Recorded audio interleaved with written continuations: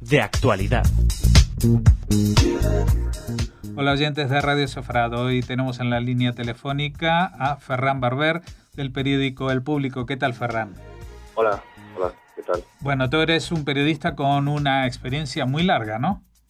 Bueno, sí, llevo unos cuantos años trabajando en esto, soy colaborador de diferentes medios, estoy especializado en temas sociales, también en minorías, en asuntos internacionales y bueno, pues por hacer un resumen profesional, pues la verdad es que he desarrollado mi trabajo en bastantes países y en diferentes conflictos.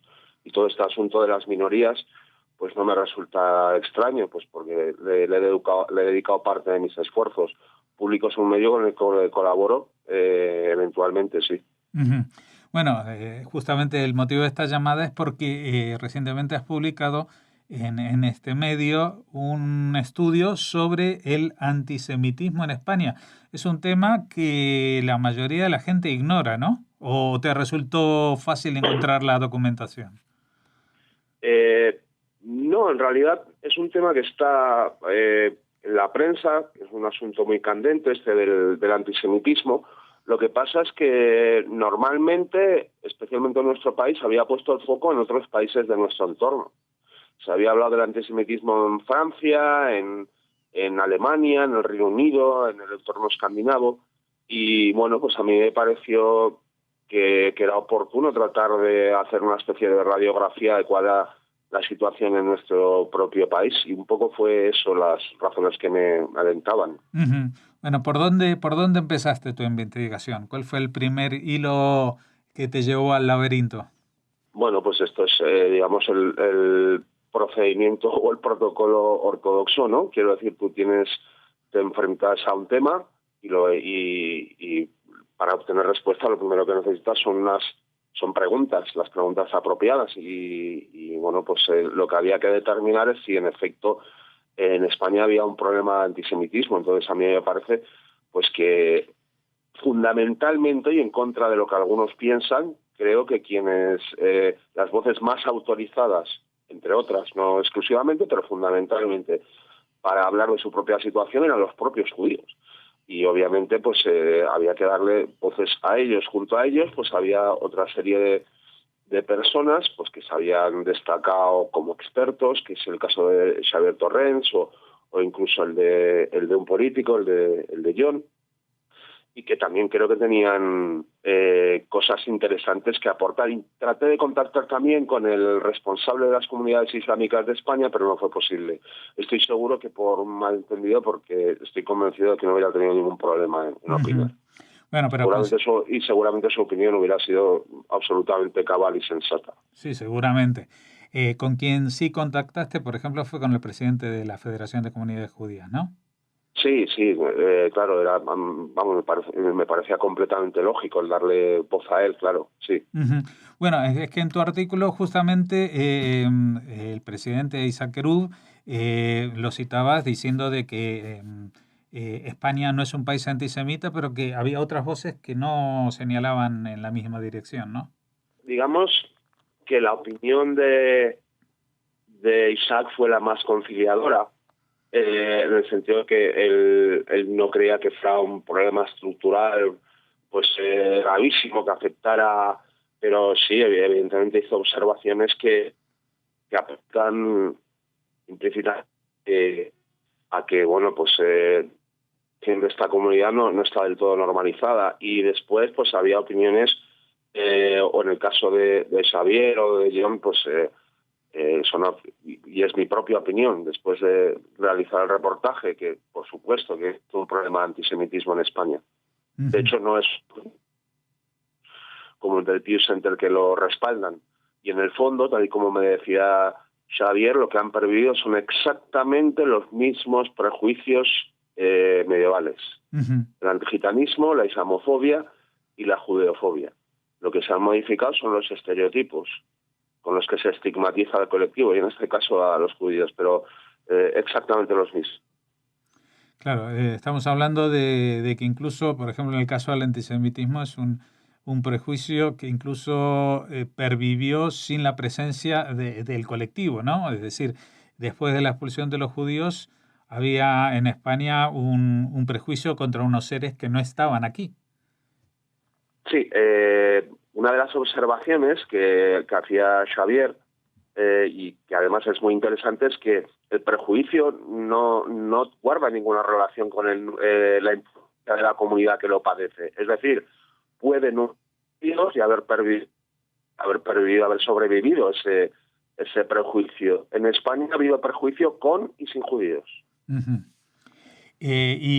Tú señalabas también antes de que lo único que han evolucionado los estereotipos. ¿En qué medida ahora, por ejemplo, en la Edad Media se acusaba a los judíos de envenenar las aguas y traer la peste negra, o de matar niños para amasar el pan ácimo de la Pascua, ¿no? ¿En qué se han convertido esos viejos mitos? Pues según la propia clasificación que hace Xavier, digamos que habría 3 etapas del antisemitismo. La primera, que vendría a ser el antisemitismo clásico, el religioso, el de raíz cristiana. El segundo, que sería el científico o biológico, y que llegaría, digamos, hasta el Holocausto, y a partir de ese momento en el que después de esa barbarie pues nadie se atreve a señalar, a acusar ni de herejes ni de raza inferior al colectivo, pues se transfieren los estereotipos hacia Israel.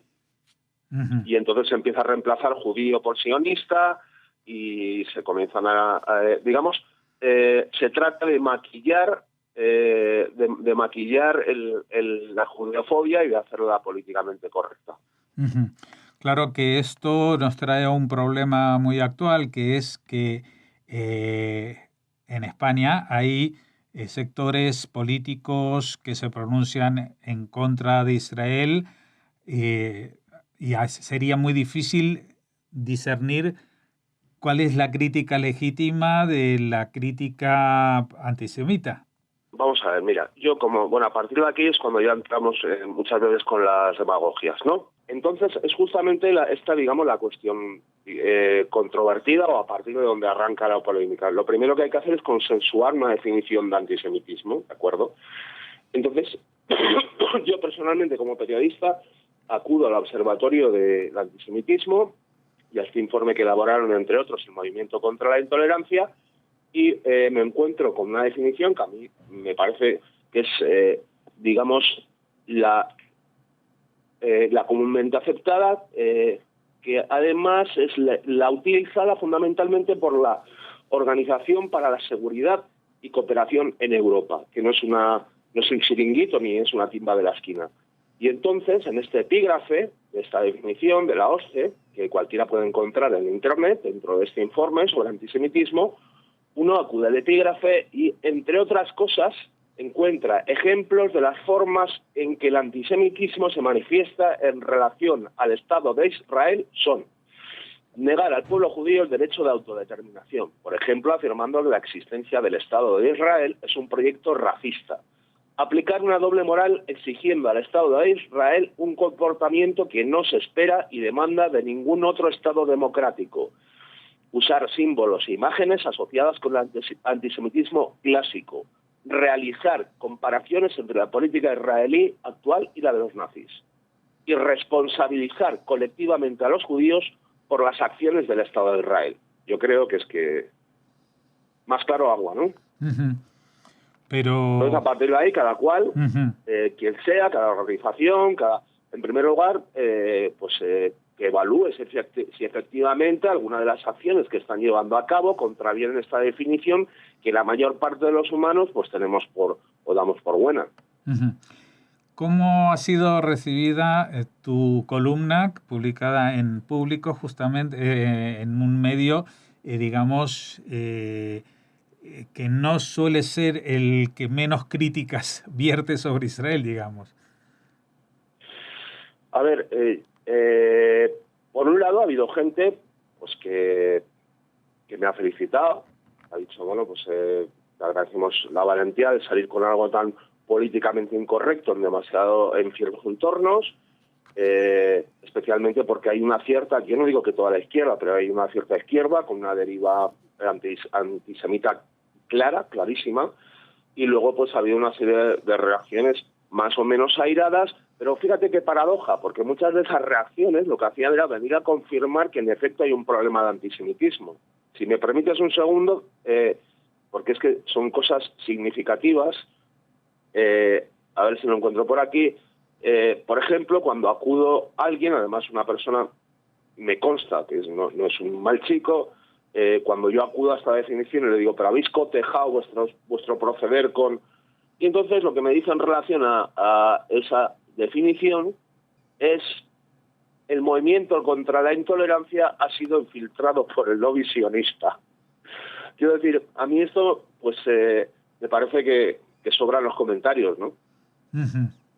Es Bueno. decir, en las propias reacciones airadas de alguna vez, y eso por no hablar, bueno, pues se ha insinuado que había sido financiado por el lobby sionista, auténticas barbaridades completamente irrespetuosas, porque además poner en tela de juicio la profesionalidad o la honradez de una persona a quien no conocen, a lo mejor con una trayectoria de muchos años de militancia pues en movimientos pues justamente contra la intolerancia y antirracistas, pues a mí me parece abyecto, sobre todo cuando muchas de esas personas se escudan tras un nick y parece algo perverso, pero de alguna manera pues da la medida y lo que viene a dar la razón de que en efecto hay un problema de antisemitismo, pero es que además es una cosa absolutamente obvia. Es decir, si uno simplemente echando un vistazo a lo sucedido durante los 2 o 3 últimos años en Francia, el ataque al Hiper Caché, el terrorista Amédi Coulibaly que mató a 4 personas, en los Países Bajos, en Alemania, en Suecia, y además que hay muchas formas, quiero decir que el antisemitismo adopta muchas formas. Fíjate, lo de Suecia es divertido porque la Aftonbladet, y yo conozco un poco Suecia porque trabajaba ahí, que es un periódico bastante popular, publicó algo así como que los israelíes regularmente secuestran y matan a jóvenes palestinos para traficar con sus órganos. Y esto es como el cuento del sacamantecas. Bueno, pues curiosamente hay un grupo de periodistas españoles, todos progresistas, todos de izquierdas, bueno, y entre ellos yo, que llevamos años trabajando en un caso de un español cuyo cadáver fue enviado a Inglaterra desde Suecia sin corazón y sin hígado, y no hemos conseguido que se publique una línea. Entonces el mismo diario que se aventura a afirmar algo tan brutal como que los israelíes regularmente secuestran y matan a jóvenes palestinos, parece ser que tienen algún problema. Es lo de siempre, ¿no? El ver la paja en el ojo ajeno y no verla. Sí. Entonces, quiero decir que esto no es negociable. O sea, el antisemitismo es un problema en nuestra sociedad. Uh-huh. Y los dobles raseros y la inversión de la presunción de inocencia se pueden ver en muchas cosas. Hoy, antes de charlar con vosotros, había vuelto a ver una conferencia que pronunció Jon Iñárritu acerca del antisemitismo en la izquierda, y citaba unas palabras de Owen Jones, que tampoco creo que sea un tío muy sospechoso de ser de derecha, ¿no? Que viene a ser como el icono de la nueva izquierda y tal. Y lo que decía Owen Jones es: cada vez que denuncio la presencia del antisemitismo en la izquierda, me dicen que qué pasa con Israel. Señores, este no es un reportaje sobre el conflicto de Israel, este es un reportaje sobre el antisemitismo en España. Son 2 cuestiones diferentes. Uh-huh. Pero parece, como citabas antes con el sacamantecas, que es una versión renovada de los libelos de sangre estos medievales de que mataban niños para amasar y hacer los rituales judíos, ¿no? Es como... ni siquiera, en este caso, Jorge, ni siquiera renovada. No, por eso digo pero que son lo mismo, no quiero decir. Lo mismo. Lo que pasa que lo que llama la atención es que se supone que estos mitos medievales anclados o vinculados, como tú lo llamabas, o Xavier lo declaraba como clásicos, están vinculados a la religión, y se supone que están vinculados a grupos, en todo caso, de extrema derecha, pero que están en las antípodas de la izquierda, se supone. Pero parece que no. Curiosamente, con la extrema derecha ha ocurrido el fenómeno inverso.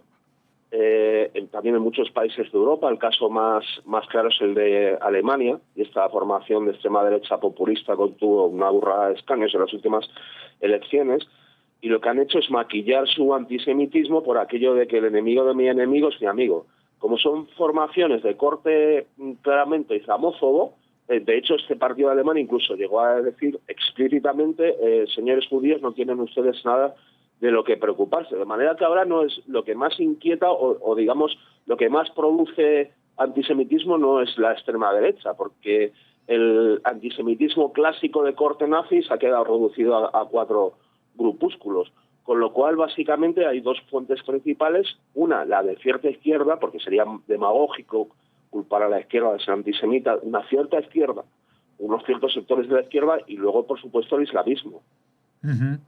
Bueno, que en algunos casos incluso llegan a coincidir, pero eso ya es un análisis político un poco aventurado y que se sale de este cuadro que queríamos examinar contigo. Ferran, simplemente para cerrar este reportaje, tú contabas que tenías una experiencia, que habías trabajado con minorías en otros países, iba a decir en otros mundos, porque en realidad a veces los otros países tienen un concepto totalmente distinto al nuestro, pero ¿tú podrías encontrar un símil de la situación de los judíos, por ejemplo, en alguno de esos países en que estuviste? ¿Sentiste que con alguna minoría pasaba algo similar? No a este nivel. Lo que pasa es que hay muchas manifestaciones de todas estas fobias humanas que se repiten, pero el caso judío tiene muchas especificidades. Y luego hay una cuestión, y es que hoy, por ejemplo, ya digo que muchas de estas personas que estos días hacían reproches no son necesariamente mala gente. De hecho, muchas de ellas me consta que incluso pueden ser gente bien intencionada. Recuerdo que ayer hablando con uno de estos muchachos me dice, es que tú deberías haber empezado por decirme que te opones a esto y a esto en relación a Israel. Y yo le dije, perdona, yo no voy a ser sometido a ningún auto de fe. Yo estoy haciendo un reportaje sobre antisemitismo. La cuestión ahora es si hay un prejuicio antisemita en España o no. Ese es el reportaje. Por lo tanto, ni a mí ni a nadie debería someter a un auto de fe, que es lo que en parte se ha estado haciendo con mucha gente, con muchos judíos. Uh-huh. De Israel y no de Israel, quiero decir. Y ese es un poco el tema. Ahora, si hablamos de prejuicio, sí hay una cierta tendencia a realizar ese tipo de generalizaciones. Es decir, si yo denuncio que en España hay un problema de antisemitismo estructural, es porque, bueno, pues automáticamente desde el domingo pasado, que fue cuando se publicó el reportaje, yo he pasado a ser un sionista a sueldo del lobby, de que es una camarilla de señores muy oscuros conspirando en un sótano en algún lugar, no sé, de Tel Aviv o de Jerusalén, no lo sé. Uh-huh. Entonces sí hay esa tendencia a realizar generalizaciones, aunque el caso este específico del prejuicio respecto a los judíos es algo terrible, porque además es algo secular. No estamos escribiendo sobre una hoja en blanco. Ni Stalin, cuando se reinventa el antisemitismo, estaba escribiendo en una hoja en blanco. Los pogroms en Rusia y en Ucrania era algo que se repetía cíclicamente, quiero decir, los pogroms y el prejuicio. Y ha sobrevivido. Uh-huh. Bueno, pues Ferran... lo que no van a hacer, desde luego, es acallarnos. Quiero decir, lo que no van a hacer es acallarnos. Yo he tratado de estar toda mi vida del lado del sentido común. Y como le decía a Isaac el otro día cuando hablábamos, esto no se trata ni de yo no soy ni pro-palestino ni pro-israelí, porque yo no formo parte de ninguna hinchada de fútbol. Yo soy un periodista y me enfrento a temas y trato de hacerlo mejor o peor, pero honradamente, y no respondiendo a ninguna agenda. Y desde luego hay que ser muy perverso, muy malo para realizar esas acusaciones arbitrariamente, ya digo, muchas veces escudándose en el anonimato, lo cual a mí me viene a confirmar que tiene que ser terrible ser judío. Tienen que estar respondiendo cada mañana, levantarte por la mañana, tener que estar respondiendo por todos los actos de Israel. Y esto, independientemente de lo que digan sobre el papel que hacen, la verdad de los hechos, lo que yo he comprobado es justamente eso. No quiero hacerlo extensivo a todo el mundo, pero sí hay gente que es portadora de ese virus antisemita. Uh-huh. Tiene que ser terrible. Porque además, el horror de esas cosas, y termino, mira, estando para un ejemplo de racismo. Muchas veces lo que hace una persona desgraciada son los pequeños detalles. Recuerdo una vez estando en Suecia, me voy a cortar el pelo, entro a la peluquería, se acerca la señora hacia mí y me da una tarjeta de la Cruz Roja. Digo, ¿y esto qué es? Y me dice, no, es que aquí te cortarán el pelo gratis. Obviamente, fenotipo mediterráneo, pelo negro, por lo tanto yo soy un pobre desgraciado. Quiero decir que a veces, cuando uno habla de antisemitismo, de cualquier otra fobia, se imagina a los horrores nazis. Y muchas veces los horrores son cosas muy pequeñas, sutilezas, que hacen a una persona desgraciada. Bueno, Ferran Barber, te agradecemos esta conexión. Te agradecemos todavía más lo que estás haciendo, aunque no estés a sueldo del lo visionista, como dices.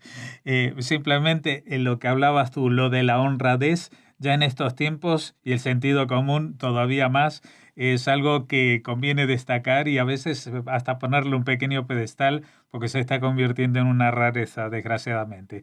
Así que seguiremos en contacto, esperemos que alguna vez volvamos a hablar incluso de este tema o de otros. Muchas gracias por habernos atendido.